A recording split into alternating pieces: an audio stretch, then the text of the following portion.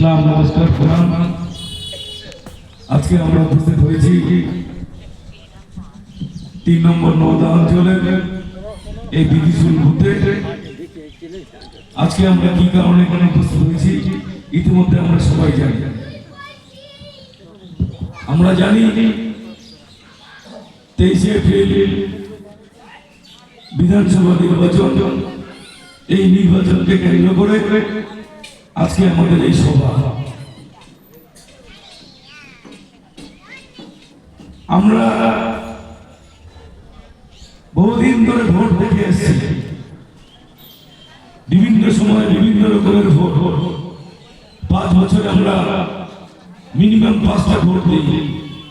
গ্রাম পঞ্চায়েতের ভোট, লোকসভার ভোট এবং বিধানসভার ভোট। আমরা জানি যে পঞ্চায়েত ভোটে কি হয়,